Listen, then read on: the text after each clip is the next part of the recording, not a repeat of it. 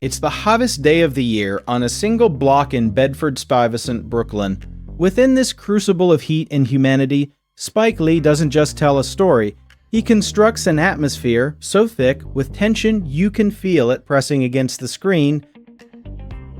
Released in 1989, Do the Right Thing arrived not as a simple narrative, but as a meticulously crafted provocation. Spike Lee, serving as writer, director, producer, and star, built the film from the ground up, with production designer Wynn Thomas transforming a block in Brooklyn into the vibrant, lived-in set of Stuyvesant Avenue.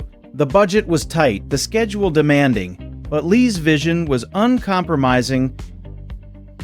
The film's visual language is its first masterstroke. Cinematographer Ernest Dickerson bathes every frame in a relentless, oppressive heat.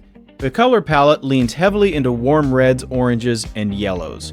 The colors of fire and sun. This isn't just aesthetic, it's environmental psychology. The heat becomes a character, shortening tempers, amplifying grievances, and making the eventual explosion feel less like a plot point and more like a thermodynamic inevitability. Lee populates this block with a chorus of voices, each representing a facet of the community's complex identity. Here's Mookie, Lee's own character, navigating between responsibility and self-preservation. Sal, the pizzeria owner, whose paternalistic pride in his neighborhood masks a deeper, unexamined sense of ownership. Radio Raheem, whose booming Public Enemy anthem, Fight the Power, is both a personal soundtrack and a political statement he carries with him. Then there are the Greek chorus figures, the cornermen, observing and commenting, Sweet Dick Willie, Coconut Sid, and ML. They provide the block's running commentary, its memory, and its weary cynicism. The Mayor and Mother Sister represent older generations grappling with pain and offering fragile wisdom. Every interaction, no matter how brief, adds another thread to the social fabric Lee is weaving, a fabric already strained to its limit. The film's central, deceptively simple conflict orbits Sal's famous pizzeria. It's a neighborhood institution, but one built on an economic and cultural asymmetry. Sal feeds the community, but refuses to add photos of black icons to his wall of fame, which exclusively features Italian Americans. This isn't just about pictures on a wall, it's about representation, history, and who gets to claim space in a community they profit from, but may not fully understand or respect. Buggin' Out's campaign for black faces on the wall is often dismissed as trivial, but Lee frames it as a fundamental question of cultural acknowledgement. In a neighborhood devoid of black-owned businesses of similar stature, Sal's wall becomes a symbol of a larger erasure. The pizzeria is a microcosm of a system where economic presence doesn't equate to cultural respect. The tension escalates with a quiet, terrifying precision. A minor conflict over a scuffed sneaker. A racial slur hurled in anger. The constant, aggressive presence of Radio Raheem's boombox, which Sal finally destroys in a moment of shattered tolerance. This act of destroying the music, the voice, is the spark.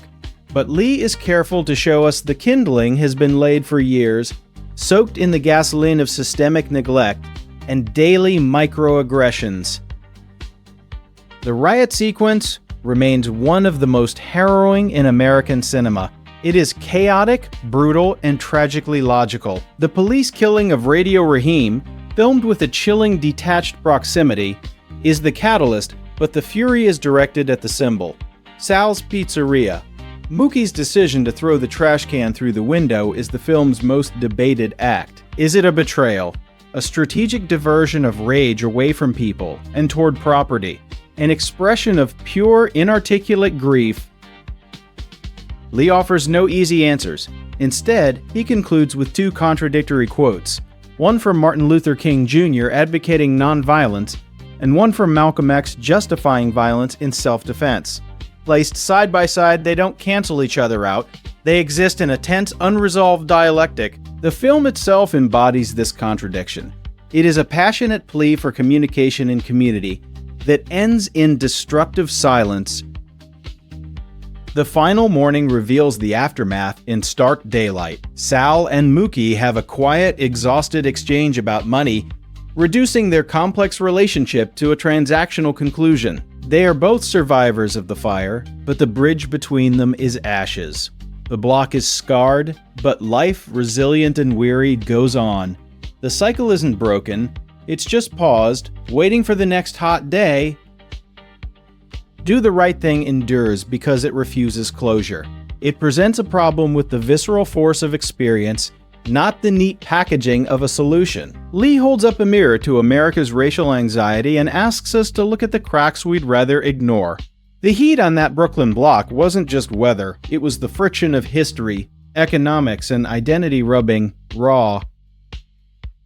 The film's genius lies in its specificity. By focusing so intently on one block, one day, one explosion, it becomes a universal parable. The questions it asked in 1989 about ownership, respect, justice, and the line between peace and rage echo with a painful relevance decades later. It is a film that understands truth is often found not in answers, but in the courage to sit with the heat of the question. We leave Bedford-Stuyvesant as we entered, under a blazing sun. But we are changed. We have felt the pressure build, molecule by molecule, in the air. We have seen how community can be both a sanctuary and a cage. Spike Lee didn't make a film about race riots. He made a film about the long, hot afternoon that makes one possible. And in doing so, he created a timeless, uncomfortable, and essential work of American art.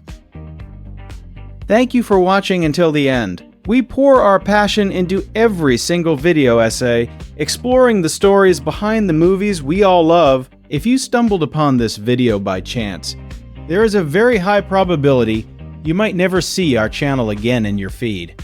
So please, take a moment to hit that subscribe button, leave a like, and ring the bell. We are actively growing this community of cinema lovers, and your support is what helps us make our content better and more insightful every single day. Let's explore the magic of filmmaking together. See you in the next one.